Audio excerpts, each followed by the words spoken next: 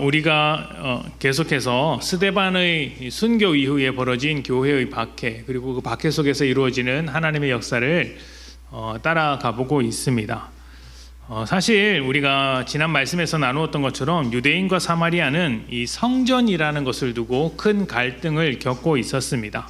유대인은 예루살렘 성전에서 예배해야 한다. 사마리아 사람은 아니다. 우리 조상들이 가르쳐왔던 저 산 그리심산에서 예배해야 한다라는 것을 걸고 이제 갈등을 벌였는데, 성전 중심이었던 유대인들 입장에서 보면은 이 사마리아 사람들은 이단아 혹은 이방 사람, 이단과 별반 차이가 없었습니다. 그래서 저들은 절대로 하나님의 백성이 아니다라고 생각했던 것이죠.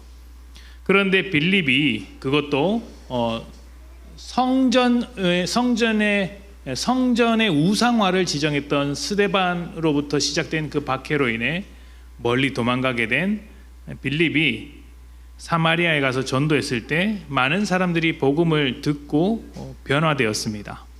그리고 이 소식을 들은 베드로와 요한이 사마리아에 와서 변화된 모습을 확인했고, 또 성령이 임재하는 모습도 함께 경험했습니다. 이 이야기는 복음이 민족 간의 깊은 갈등을 뛰어넘어서 귀한 생명의 열매를 맺은 사건이라고 할 수 있는 것이죠. 그래서 한 사람이 구원을 받았다라는 것이 아니라 그 당시 유대 사회가 가지고 있던 그 모든 경계선들, 그 울타리를 뛰어넘어서 복음이 확장되기 시작했다. 그 가운데 사람들이 전혀 이해할 수 없었던 박해라는 과정을 통해 하나님께서 그것을 이루어내시더라. 십자가를 통해 우리가 구원을 얻은 것처럼 우리가 받는 박해가 때로는 복음을 확장시키는 열쇠가 될 수 있다라는 것을 우리가 이 사도행전을 보면서 기억하고 있습니다. 그런데 이 모든 것은 사실 사람들이 어떤 목적을 두고 이루어낸 결과가 아니었습니다. 예상치 못한 순간에 예상치 못한 일들이 일어났고 거의 등 떠밀리다시피 해서 흩어진 사람들이 맺은 열매였던 것이죠. 결국 그것은 사람이 목적을 두고 이루어낸 결과가 아니라, 성과가 아니라 성령님의 인도하심에 끌려갔기 때문에, 따라갔기 때문에 만들어낸 결과라고 할 수 있는 것이죠. 여러분, 우리 믿음에서 순종을 강조하는 이유가 무엇일까요? 여러분은 순종하고 계십니까? 순종과 맹종은 전혀 다른 것입니다. 맹종은 분별하는 게 없습니다. 옳고 그름을 따져 묻지 않습니다. 시키는 대로 하는 것이죠.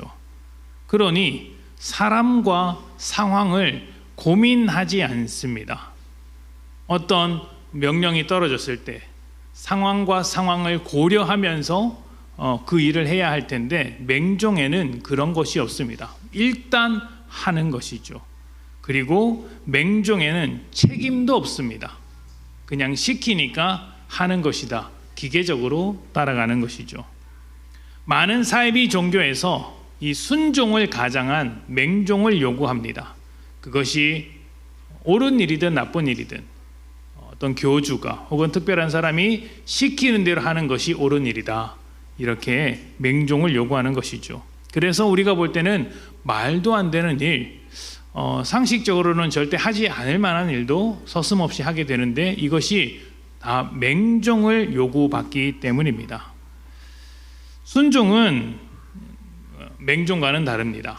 모든 것을 알고 하는 것은 아니겠지만 적어도 내가 누구를 따라가는지, 누구의 뜻인지, 그리고 이 뜻이 어떤 성격인지는 이해하고 갑니다. 모르고 하는 것이 아니라 알고 한다는 뜻입니다. 알기에, 주의 뜻을 알기에, 그 뜻을 따라 살아갈 때 지금 이 상황에서, 이 사람 앞에서 이렇게 하는 것이 주의 뜻에 맞는가 아닌가를 분별할 수 있는 것이죠. 무엇이 진리인지 분별하고 무엇이 하나님의 뜻인지를 분별합니다. 그리고 그 뜻의 주인이신 하나님을 신뢰하면서 그 이해와 신뢰를 바탕으로 순종하는 것입니다. 그래서 이 순종함에 있어서 가장 중요한 것은 내가 얼마나 열심히 순종했는가, 그 명령을 지켰는가가 아닙니다. 내가 하나님을 얼마나 알고 있는가, 내가 하나님의 뜻을 얼마나 이해하고 있는가, 하나님과 나는 어떤 관계인가, 어떤 인격적인 관계로 이어져 있는가 하는 것이죠. 지식으로 아는 게 아닙니다. 여러분, 이것을 관계적으로 알지 않고 지식으로만 알면 맹종으로 흐를 수 있어요. 지식으로 아는 사람들이 누구였습니까? 바리새인들이었어요. 그러니까 율법은 알았지만 율법을 주신 하나님의 마음을 몰랐기 때문에 죄인을 부르시는 하나님의 뜻을 저버리고 율법에 따라 죄인들을 정죄하기만 했던 것입니다. 맹종은 무서운 것이에요. 순종하는 믿음이 왜 위대할까요? 믿음이 순종을 강조하는 이유가 어디에 있습니까? 순종은 하나님을 이해하며 신뢰하는 사람만이 할 수 있는 자발적인 선택이기 때문입니다. 내가 순종한다는 것은, 그 순간 하나님의 뜻을 분별하고 순종한다는 것은 내가 하나님의 뜻에 동의하며 그것이 우리에게 더 복되다는 것을 고백하고 자발적으로 나의 삶을 내려놓고 순종하기 때문입니다. 여러분에게는 이런 순종이 있으십니까? 있다가 없는 것 같고, 없다고 하기엔 좀 있는 것 같은데 애매모호하십니까? 그렇습니까? 우리 모두 믿음 안에서 성령님께, 하나님께 더 순종할 수 있기를 축복합니다. 아멘. 자, 우리 26절을 한번 봅시다. 그렇게 성령님께 순종한 사람 중에 하나가 빌립입니다. 26절입니다. 주의 사자가 빌립에게 말하여 이르되 일어나서 남쪽으로 향하여 예루살렘에서 가사로 내려가는 길까지 가라 하니 그 길은 어디라? 광야라. 주의 사자가 빌립을 광야로 보냅니다. 그런데 재미있는 것은 그곳에서 무엇을 하고 누구를 만날지 알려주지 않습니다. 빌립은 지금 아무것도 알지 못한 채 광야로 가야 합니다. 여기서 우리가 곱씹어야 할 중요한 내용 두 가지가 있어요. 첫 번째는 성령님께서 모든 것을 다 알려주시지는 않는다는 것입니다. 빌립은 광야로 가서 에디오피아의 내시를 만나게 됩니다. 그런데 우리가 말씀에서 본 것처럼 주의 천사가 그것으로 가라고 말을 했지, 그곳에서 누구를 만나고 어떤 일이 벌어질지, 어떤 결과를 얻게 될지를 말하지는 않습니다. 이 만남을 미리 설명하지 않죠. 빌립이 예루살렘에서 사마리아로 갔을 때도 그렇습니다. 그곳에서 사마리아 사람들이 어떻게 예수를 믿게 되는지를 설명하지 않고 일단 가게 되었습니다. 모르고 간 것이죠. 모르고 순종한 것입니다. 우리가 방금 순종과 맹신의 차이를 아는 것과 모르는 것에 있다라는 이야기를 했습니다. 자, 그렇다면 여러분, 빌립은 맹신한 것일까요? 순종한 것일까요?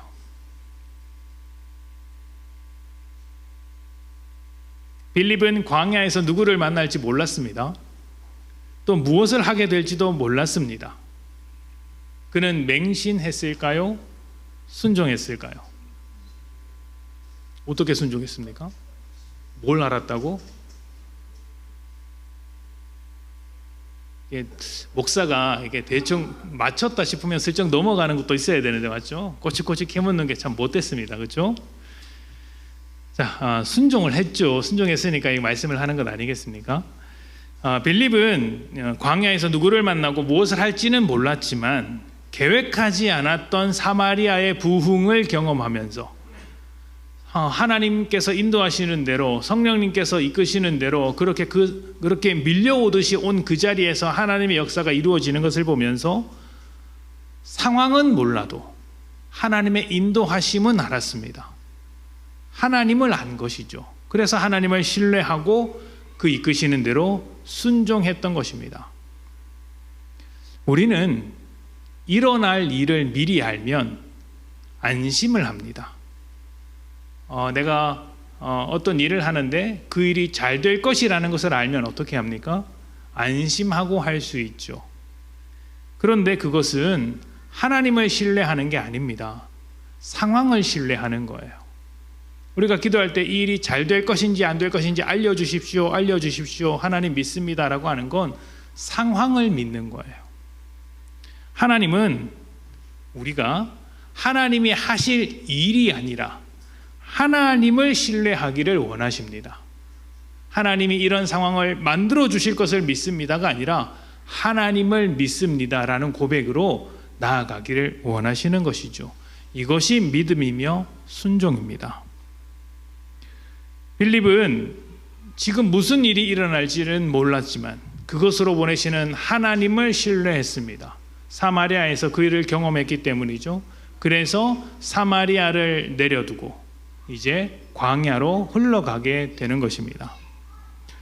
우리가 기억해야 할 두 번째는 이것입니다. 이렇게 성령님께서는 우리를 인도하시는데 성령님의 인도하심은 때때로 우리의 계산을 완전히 뒤집는다는 것이죠.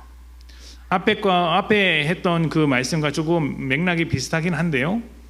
사마리아에서 빌립은 큰 부흥을 경험했습니다. 자, 그렇다면 여러분, 빌립의 입장에서 그곳에 있는 것이 좋을까요? 떠나는 것이 좋을까요? 있는 게 좋죠. 있는 게 좋죠.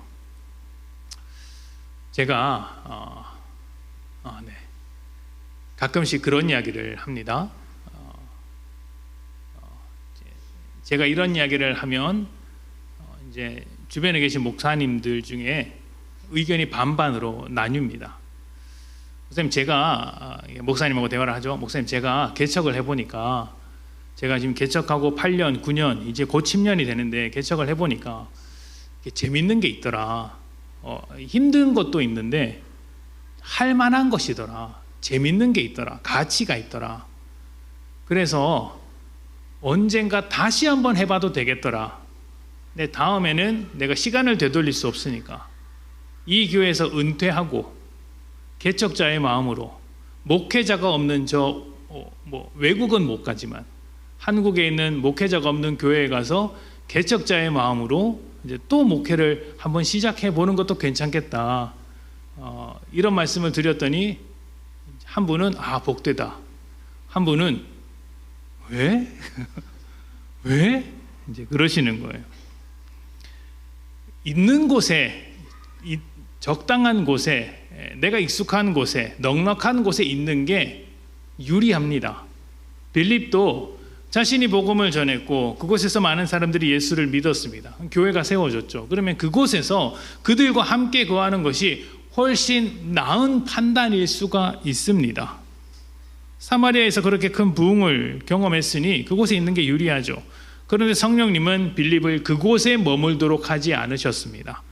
교회가 세워지자 사람들이 예수를 믿자 그곳으로부터 떠나서 광야로 보내신 거예요. 광야. 왜 그 힘든 광야로 보내실까요? 복음이 멈추지 않고 더 확장되도록 하기 위해 때로는 광야로 그 인생을 몰고 가기도 하신다는 것입니다. 주기도문을 보면 믿음으로 살아가는 우리의 소망이 담겨 있는 구절이 있습니다. 하늘에서 하나님의 뜻이 이루어진 것과 같이 이 땅에서도 이루어지게 해 주십시오라는 기도입니다. 이것이 우리에게 유일한 기도 제목이며 또 우리 믿음이 지향하는 바가 되어야 합니다. 하늘에서 하나님의 뜻이 이루어지고 있는 것처럼 이 땅 가운데 우리가 살아가는 현실에서도 하나님의 뜻이 이루어지기를 바라는 것입니다. 복음은 이러한 하나님의 뜻, 하나님의 통치가 온 세상 가운데 확장시키는 그릇으로서 언제나 세상 끝을 향해 달려가게끔 되어 있어요. 내 마음속에만 머물고 있는 것이 아니라 내 마음속에 담겨진 그 복음의 그릇은 언제든지 나와 접촉하는 사람들을 향해 나아가게끔 되어 있고, 교회 안에 복음의 그릇이 교회라는 그릇 안에 복음이 담겨 있다면 그 교회가 만나는 세상으로 복음이 확장되도록 되어 있습니다. 복음의 성격이 그래요. 우리는 복음을 가지고 있는 한 세상으로 향하게 되고 세상과 충돌하게끔 되어 있습니다. 그래서 믿는 자들은 때때로 광야와 같은 곳으로 보냄을 받기도 하더라는 것입니다. 왜 그렇습니까? 복음이 없는 자리가 다 광야이기 때문이에요. 광야는 세상이 볼 때 불편한 곳입니다. 아무것도 없는 곳이죠. 안식하는 자리가 아닙니다. 하지만 하나님의 계획이 기다리고 있는 곳이죠. 그곳에서 하나님의 역사, 복음이 확장되는 것을 볼 수 있습니다. 그러니 우리가 광야로 보냄을 받을 때 어떻게 해야 됩니까? 성령님을 신뢰하는 우리는 하나님의 계획이 있는 그곳으로 광야를 향해 발걸음을 내딛어야 하는 것이죠. 지금 여러분의 삶이 광야일 수도 있습니다. 물론 아닐 수도 있겠죠. 중요한 것은 그 자리에서 성령님을 따르고 있는가 하는 것입니다. 사마리아에서 성령님의 인도하심을 경험한 빌립이 광야로 갔습니다. 그곳에서 빌립은 어떤 하나님의 계획을 만나게 되었을까요? 성령님은 그곳에서 무엇을 준비하셨을까요? 바로 에디오피아 사람 그 내시와의 만남을 준비하셨습니다. 자, 27절부터 28절을 봅시다. 우리 같이 읽어볼까요? 자, 시작.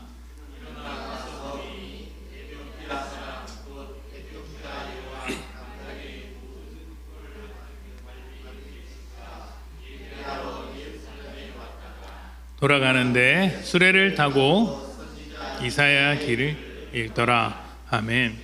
자, 광야로 간 빌립은 그곳에서 에디오피아 내시를 만났습니다. 이 당시 에디오피아는 지금의 에디오피아와는 조금 다릅니다. 조금 더 넓고 큰 국가라고 할 수 있습니다. 이 에디오피아 내시는 아주 복합적인 인물입니다. 한 세 가지 정도로 나눠서 이해해 보면 좋을 것 같은데요. 첫 번째는 성공한 관료입니다.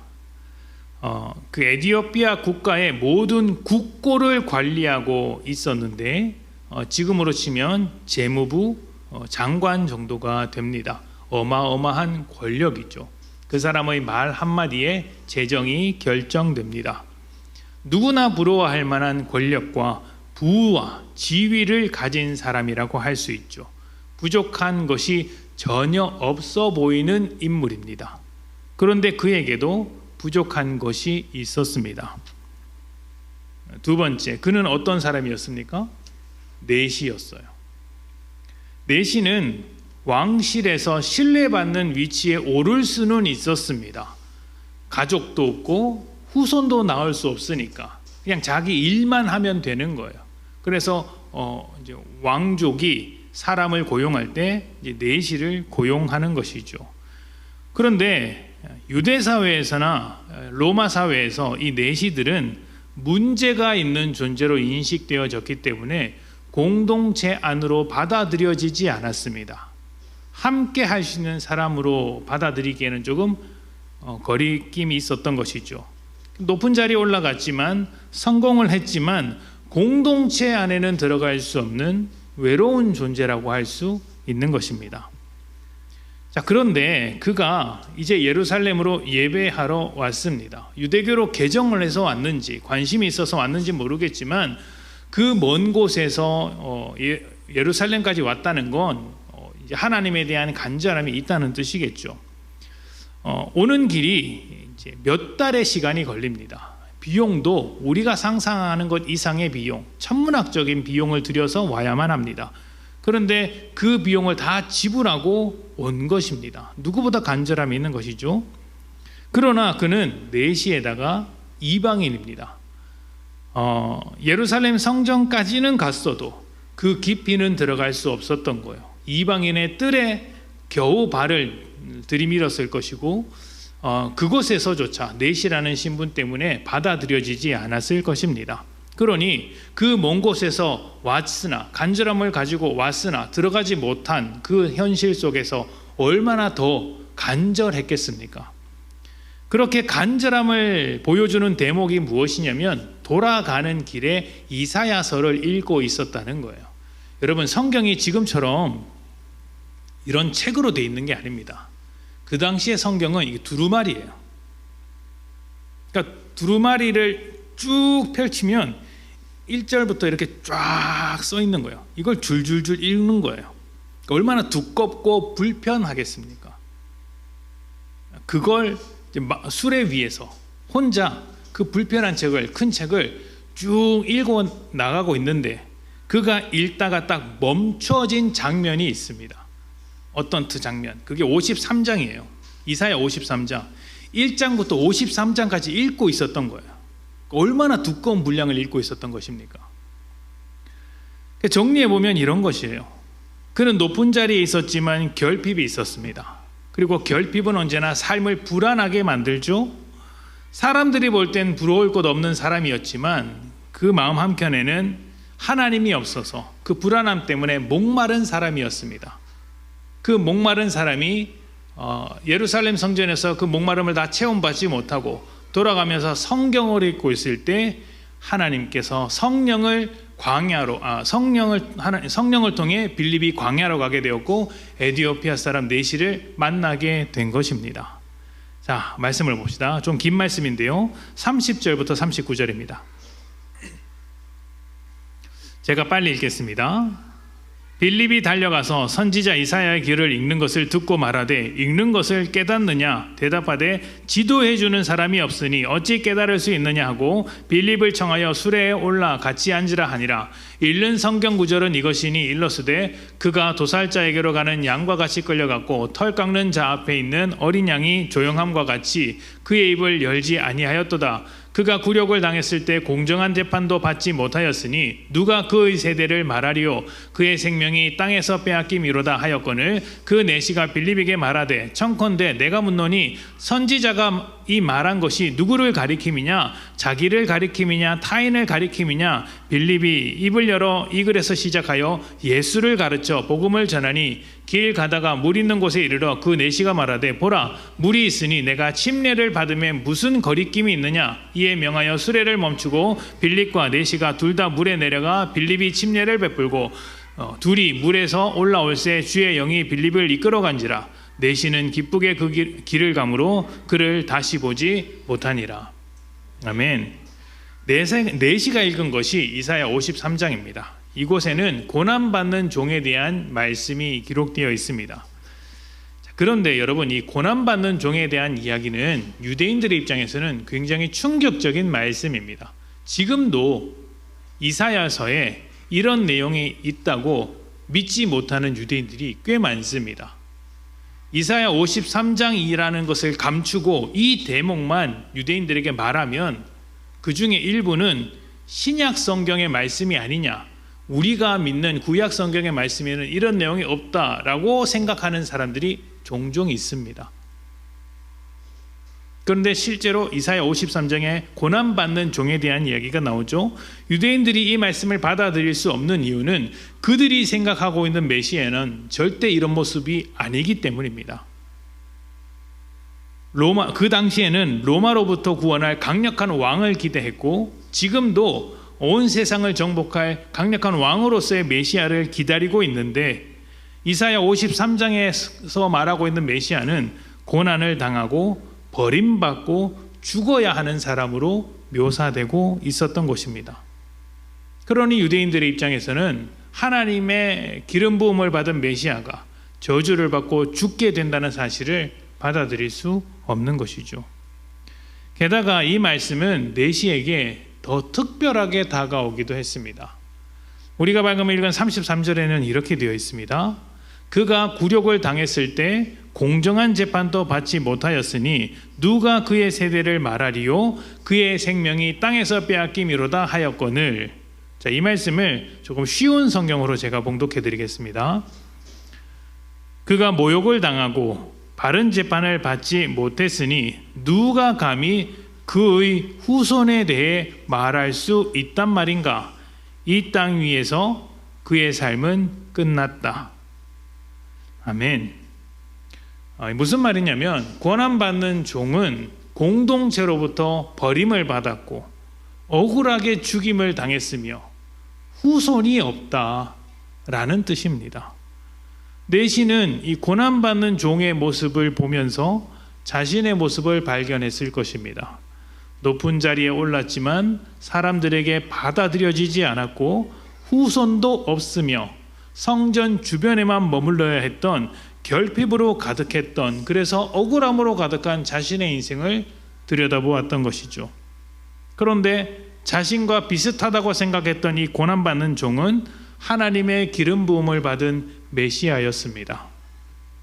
나 같은 사람이 하나님께 어떻게 받아들여질 수 있다는 말인가? 나는 지금 사람들에게 성전 속으로 들어가지 못하고 받아들여지지 못하고 있는데 어떻게 나 같은 사람이, 이 고난받는 종이 하나님의 메시아로서 하나님께 받아들여지고 있는가? 이 대목에서 막혀 있었던 거예요.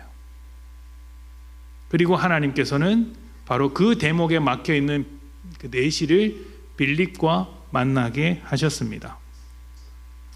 아마 내시는 추측건데 성경에는 나오지 않지만 이사야 53장뿐만 아니라 56장도 함께 읽었을 소지가 굉장히 높습니다.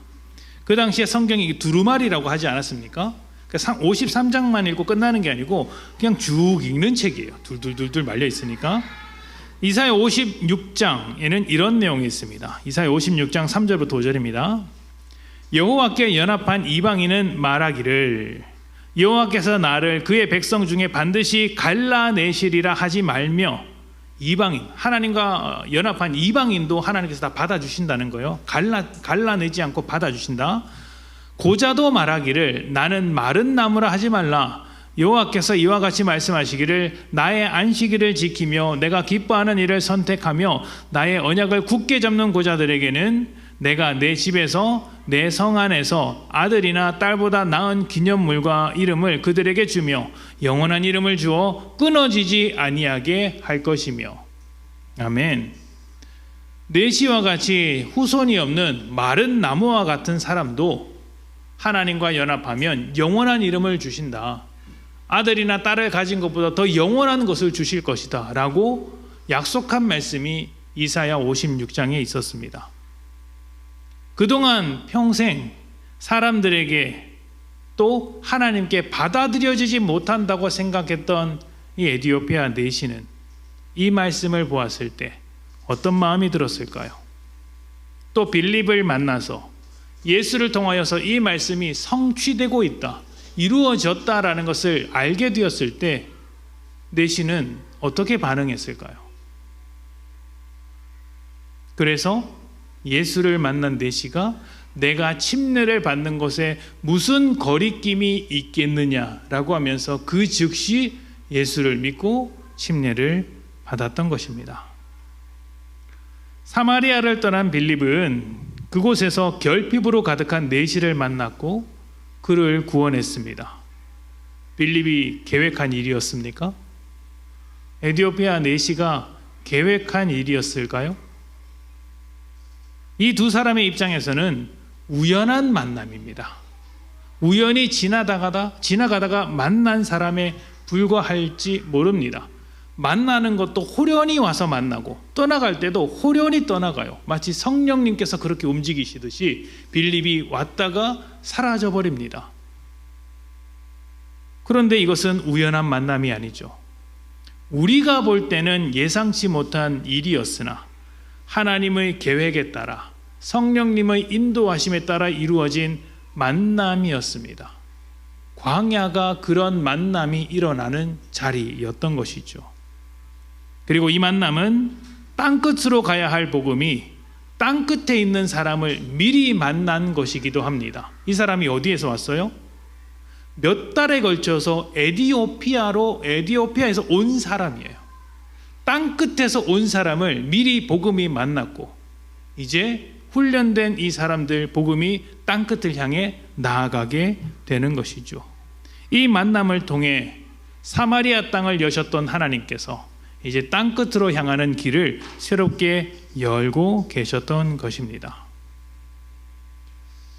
우리도 성령으로 시작한 사람으로서 모두 땅끝을 향해 가고 있습니다. 그 길목에서 때때로 광야와 같은 곳으로 보내질 때가 있죠. 우리 인생이 광야 같을 때가 참 많지 않습니까? 광야는 매우 척박한 땅입니다. 광야를 보면 아무런 목적도 계획도 없는 것처럼 보입니다. 여기서 무엇을 할 수 있을까? 내가 어떤 열매를 맺을 수 있을까? 광야를 떠나 내가 편안하게 보냈던 그 사마리아로, 예루살렘으로 돌아가는 것이 최선인 것처럼 보인다라고 생각할 수도 있습니다. 그런데 여러분, 광야에는 하나님의 계획이 있습니다. 이스라엘 사람들을 한번 생각해 보십시오. 그들이 광야에 들어갔을 때 하나님의 계획이 있었지만 하나님의 계획을 몰랐던 이스라엘 사람들은 항상 뭐라고 했습니까? 우리가 편안하게 있었던, 광야보다 더 편안한 삶을 살았던 애굽으로 돌아가자라고 했었습니다. 아닙니다. 우리가 있어야 할 자리는 하나님이 인도하시는 자리이고 그 자리가 때로는 광야일 수 있다는 것을 인정해야 합니다. 광야에 서게 되면 왜 이런 곳에 내가 있어야 하는지 이해되지 않을 때도 있고 원망하고 싶을 때도 있겠죠. 하지만 멜립을 보십시오. 그는 광야로 가야 하는 이유를 알지는 못했습니다. 누구를 만날지도 몰랐고 무슨 일이 벌어질지도 몰랐습니다. 다만 그렇게 인도하시는 하나님을 신뢰했던 것이죠. 빌립과 이디오피아 네시아의 만남은 절대 우연이 아니었습니다. 성령님의 인도하심이었고 하나님의 계획이었습니다. 그리고 이 만남을 통해 복음이 땅끝으로 확장되었습니다. 여러분, 하나님의 계획은 우리가 생각하는 것보다 훨씬 더 깊습니다. 그 깊음이 광야에서도 구원의 물길을 냅니다. 네시가 그 구원의 물길을 통해 침례를 받은 것처럼 우리의 순종도 광야에서 열매를 맺습니다. 광야가 우리를 흔들지라도 광야로 인도하시는 하나님을 신뢰하십시오. 우리는 상황이 아니라 그 상황을 만지시는 하나님을 신뢰하는 사람들 아닙니까? 광야로 보내졌을지라도 그곳으로 보내신 하나님을 신뢰하며 하나님의 계획을 이루어갑시다. 우리가 복음의 증인으로 살아갈 때 그곳에서 복음의 열매를 맺을 것을 믿습니다. 우리 함께 기도하겠습니다.